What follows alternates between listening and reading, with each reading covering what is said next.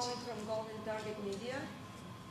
I would like to, I have two questions prepared for you from young sailors around the world, kids who want to one day be like you.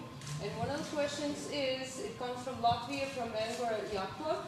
And one of the questions is, what do they need to do in the beginning of their sailing career to one day be able to sail aboard of one of the Volvo Ocean Race yachts?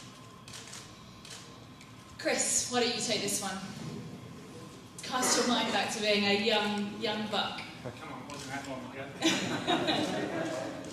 I think there's several different ways of going about it. You know, like the most concrete way of getting to here is to be successful in the junior classes, and that success breeds more success as they sail along. But also, there's also another way in, and I think our team's an example of it at the moment, of young guys that are very good sailors.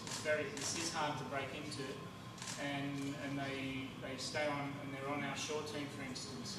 And right now we've had an injury on board the boat with Mike Pimenta and Nick Burridge, who is an excellent sailor in his own right, but sometimes guys don't get the breaks. And he's been working with us on the shore crew, and now he steps onto the boat and he's going to take it on both hands, and I think we've sailed with him a lot, he's going to be great. So there's a couple of ways, but you know, above all, be there where the boats are, work hard in whatever job you're doing on the boats, and chances do pop up. It does happen. What about the training schedule? Prior to just to grow up to be a great sailor, what would you do? How did you start your career?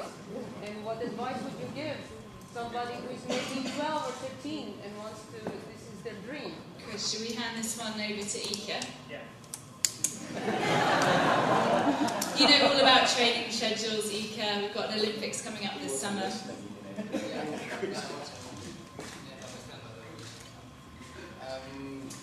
Well, for sure you have to train a lot. It's, I think, but for everyone, if you really want, it's going to happen. You're going to find a way. So all the young guys that they really want to be here, if they try hard, they're going to find a way. It's going to be whatever. First sailing in Olympic classes, or big boats, or whatever. But if they really want and they push hard, it's going to happen.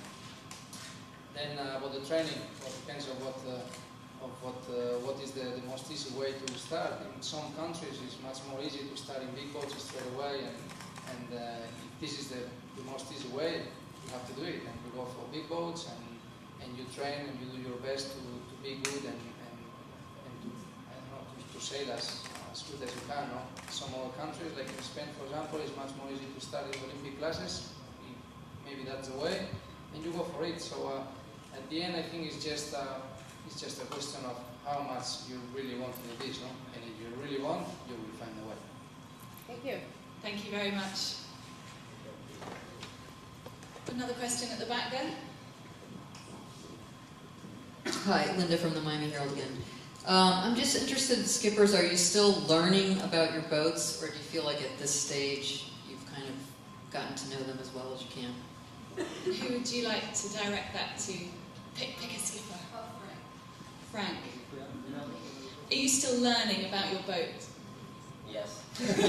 Unfortunately, yes. We have a lot to learn with the boat. We learned something the last leg, for example. We tried something when we were a little bit far away back. We have time to learn, and we discover some new things. It's for sure interesting.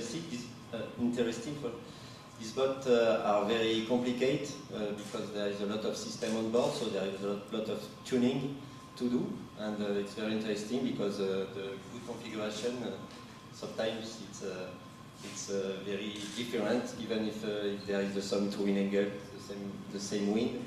We have to test. We have some tools on board to test it, and for sure it's better when the others are very close. To have the result, but we can also, when we are alone, we can test very good. With the board down, the sail configuration, there is 8 sails on board, so we can depending on the angle of the wing, but we can test a lot of things. So for me, we learn still a lot. Not sure for everybody, but we are the first entry for Groupama, so it's still learning for us. Yeah. Okay, and Frank, obviously you're sitting in second place at the moment, but you've got Telefonica not far out of reach ahead of you, and Camper and Puma hot on your heels behind you. Tomorrow is a big day. It could see you either closing that gap or coming off the podium. Yeah, but the big day is tomorrow. It's the day after as well. It's it's very close fight. I think we can lose a lot and we can gain a lot all the time. But it's very interesting. There is no way. Just be as best as possible for us, and we will see. And out of Camper and Puma, who do you pitch as your biggest threat? Sorry? Out of Camper and Puma, who is the most danger to you? Boss, certainly is boss, for sure. Puma did a very good two last races, very good navigation offshore, so it's in the good way for now. But Camper is always very steady. Without mistakes, so he is always in the top. We have to stay here in the top as well. It's not easy, but it's a very good challenge for us, and I'm very happy to be second 3 legs before the finish. Okay, Frank, thank you very much. Now, Chris, coming to you next. Don't look like that. Now, you guys are winning so far in the import race. You have the maximum amount of points of any team. You've got Groupama in front of you, you've got Puma just behind you. Are you looking ahead or are you looking behind? Are you attacking or are you defending? We're dealing with ourselves, to be honest. We're just, when we go out there and do our normal procedures, our normal races, I think at this stage, and we'll be looking a lot closer to particular boats, I think, in the next 2 imports. I just think it's just that little bit too early at this stage. Okay, there you go. Any more questions from the floor? Here we have a gentleman just here.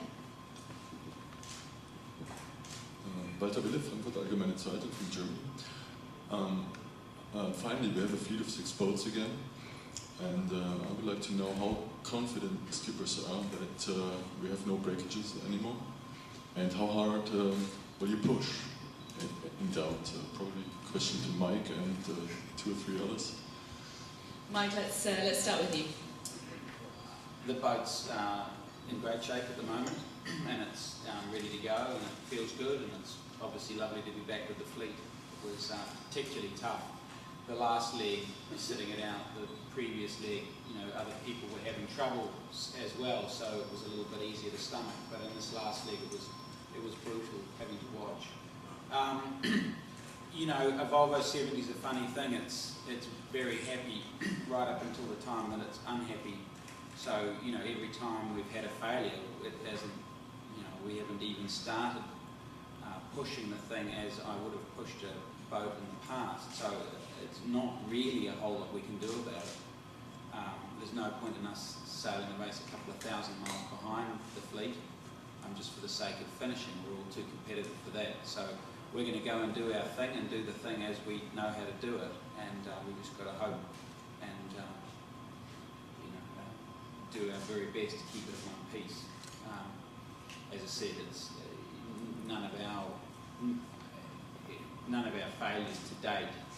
Even in hindsight, if I look back and say, I wish we'd drop it back a bit earlier, that could have saved the boat. It's not the case. Okay, Mike, thank you very much.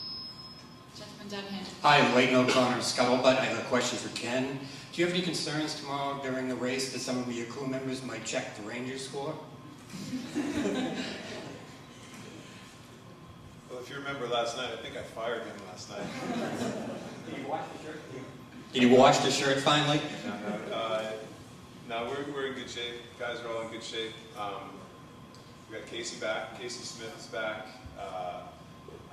we're back to the crew that we started the race with, and yeah, we're all these guys have said, we're looking ahead and just trying to do the best